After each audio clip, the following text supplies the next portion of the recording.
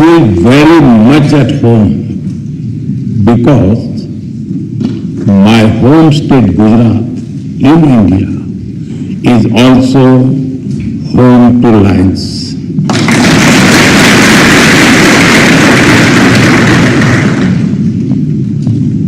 I am honored to be here in this temple of democracy, in the heart of a nation with ancient wisdom and modern aspirations.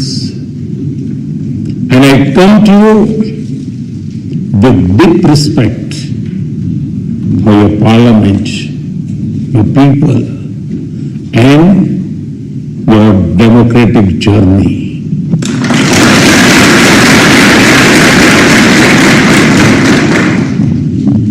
On behalf of the 1.4 billion people of India, I bring greetings of friendship, goodwill, and brotherhood.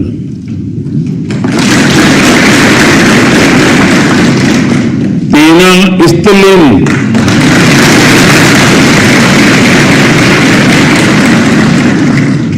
Salam.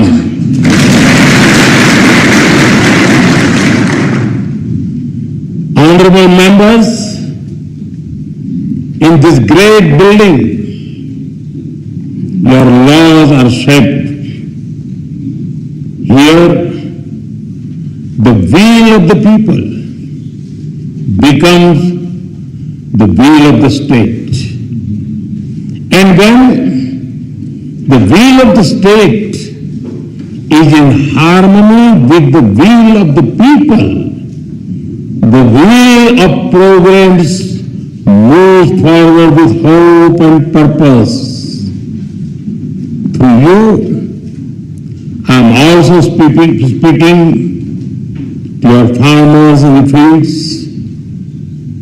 to the entrepreneurs building new ideas, to the proud women leading communities and institutions, and to the young people of Ethiopia who are shaping the future. I thank you for the immense privilege. Yesterday, I was also honored to receive the Grand Honor Nishan of Ethiopia from my dear friend, Prime Minister Dr. Abiy Ahmed. I accept this award with folded hands, with humility on behalf of the people of India. Am Sagnalo.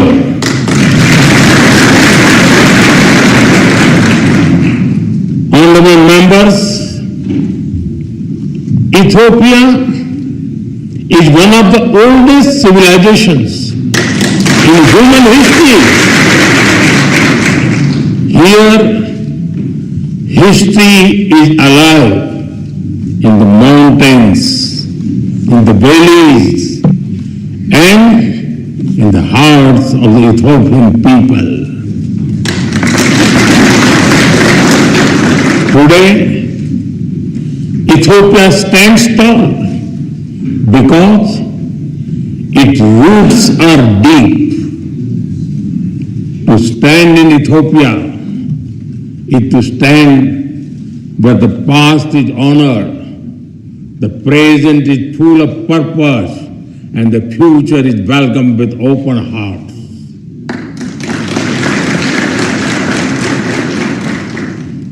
The blend of old and new, this balance between ancient wisdom and modern ambition, this is the true strength of Ethiopia. The spirit of Medemar or synergy is very familiar to us in India.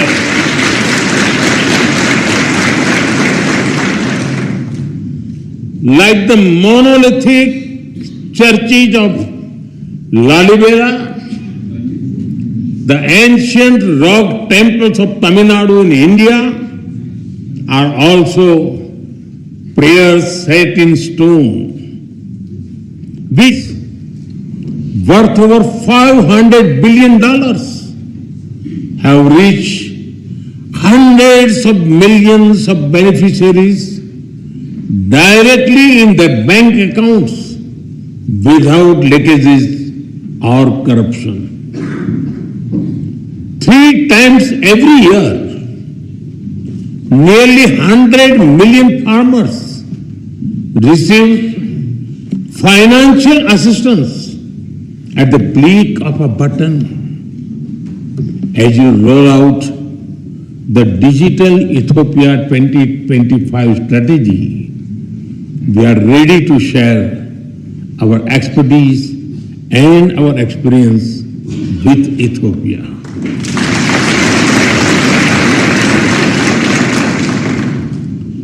And we are honored that you have picked India as the trusted partner to develop the data center for your foreign ministry.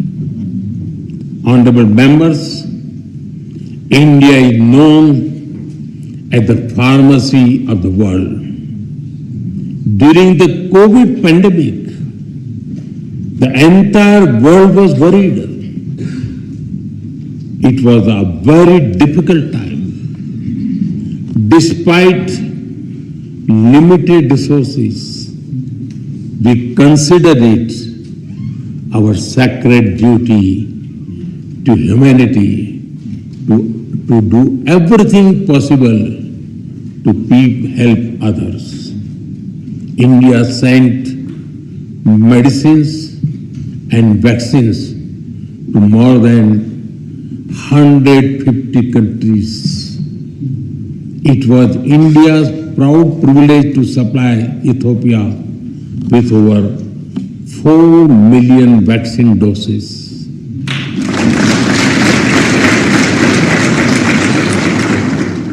And our good fortune to do so in partnership with the WHO, led by Dr. Tedros, a proud son of Ethiopia, known in India as Tulsi Bhai.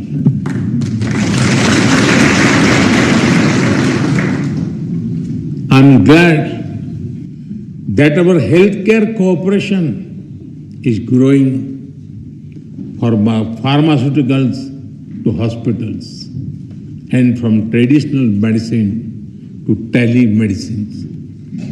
We are committed to strengthen our health security cooperation further, from provisioning of new equipment in hospitals to capacity building to healthcare professionals.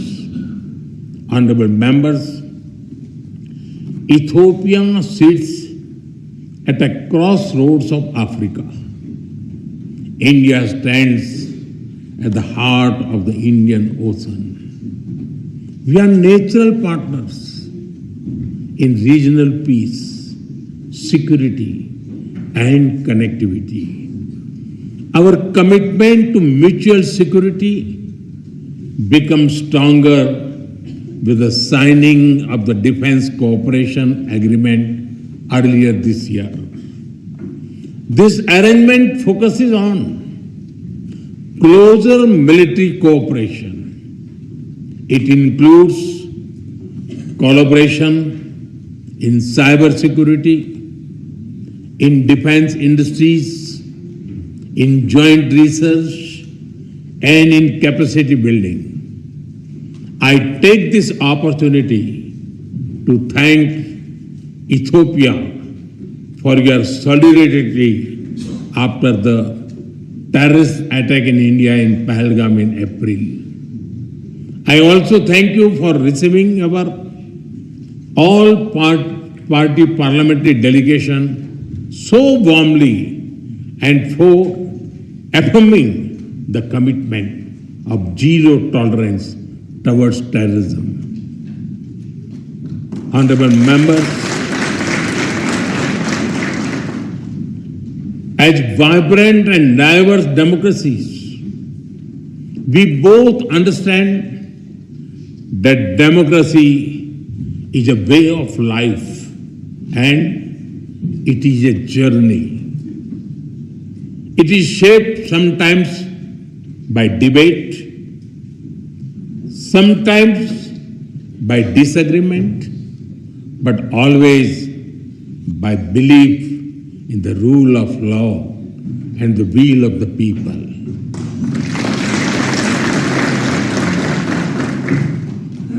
Both our constitutions are reflects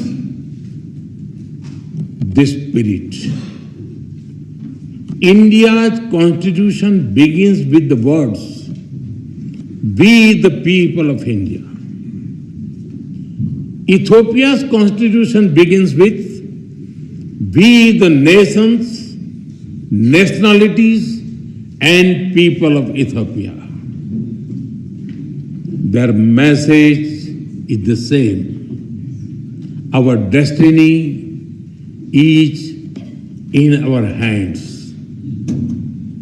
This morning, I had the honor to lay a wreath at the Adwa Victory Monument. This monument is a timeless reminder of how Ethiopia's victory inspired the entire colonized world in its quest for dignity and freedom.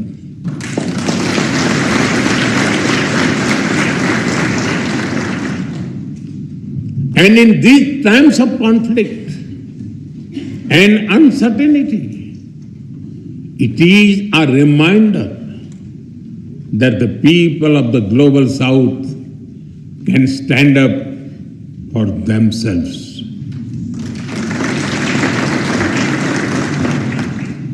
Honorable members, Mahatma Gandhi gave us the concept of trusteeship. We do not own this beautiful planet and its resources. Instead, we are trustees who must take care of them and pass them to our children. The spirit of trusteeship that guides India's Ek Ped Maa Ke Naam, a tree for mother. A tree for mother initiative is also reflected in Ethiopia's Green Legacy Initiative.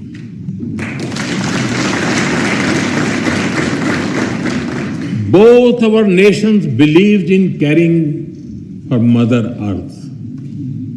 Both believe in giving back to nature. Together, let us work on renewable energy and green jobs.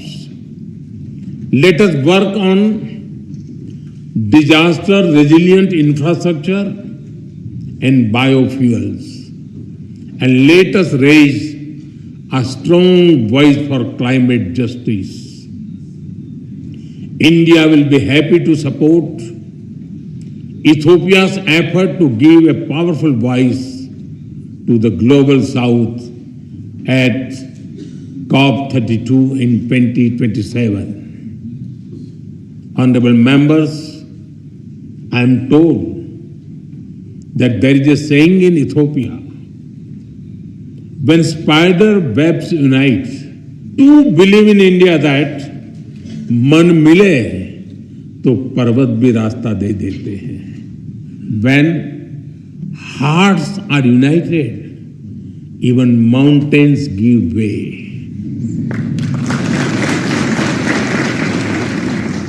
Indeed, solidarity is a strength and cooperation is power. And today, as nations of the global south, as ancient civilization, as friends, India and Ethiopia are standing together.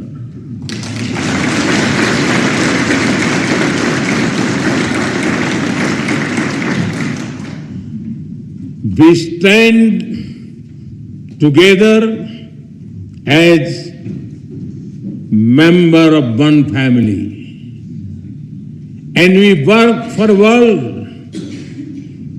that is more just, more equal, and more peaceful.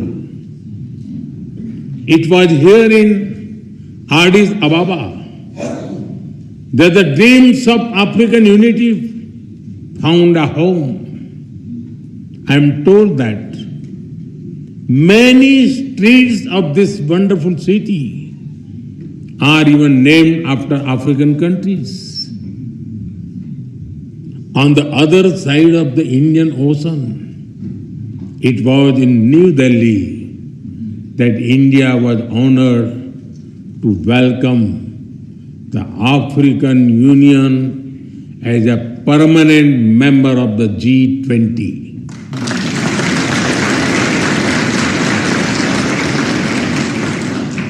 Last year, we marked another historic step with the inclusion of Ethiopia as a full member of the BRICS.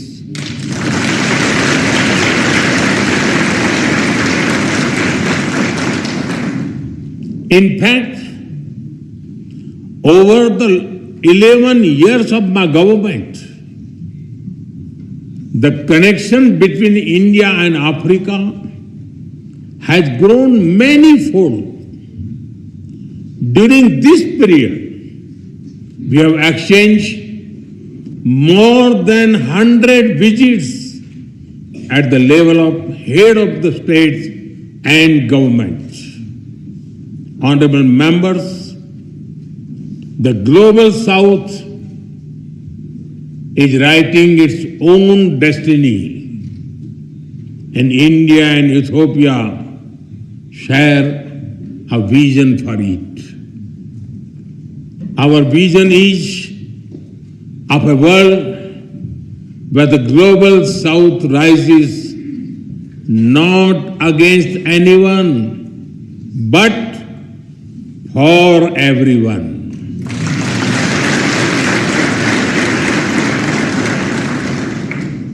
A world where development is fair,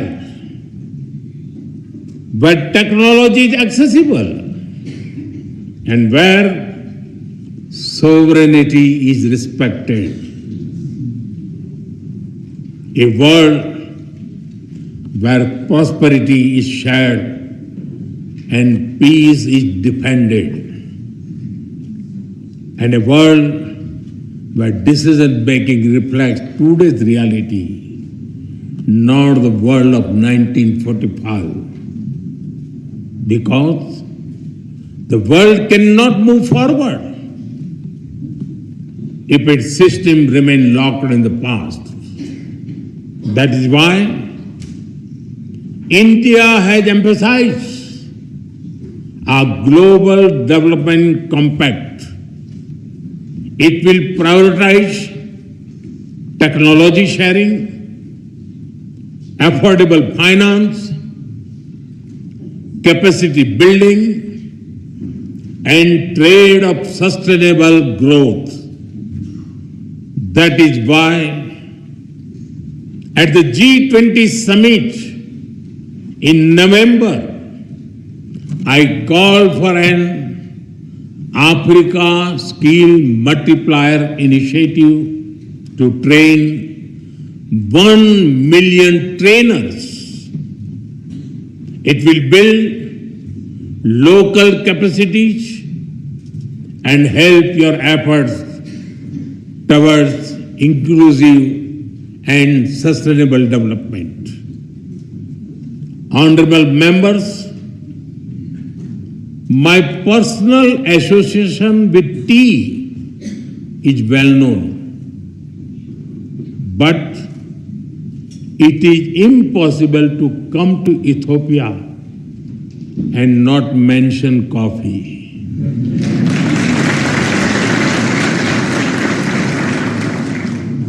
It is one of your greatest gifts to the world. In an Ethiopian coffee ceremony, people sit together, time slows down, and friendship deepens.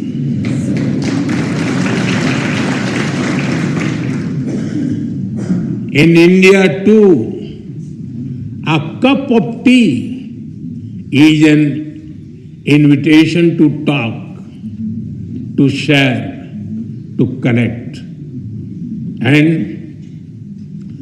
just like Ethiopian coffee and Indian tea, our friendship is brewing strongest. Today, I stand before you among sisters and brothers with a deep sense of gratitude and bright hope for the future. The future is calling, and India and Ethiopia are ready to answer. Honorable members, as I conclude, I give you my word that we will walk together as equals.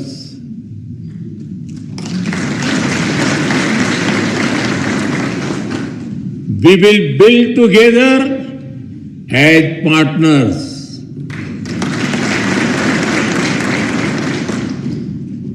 And we will succeed together as friends.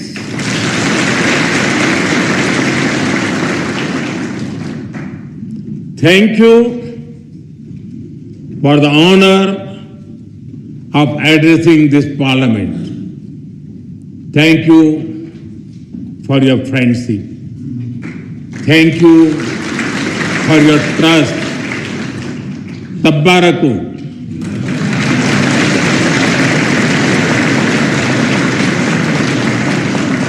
Dena hunnu. Am Sagnalo. Thank you.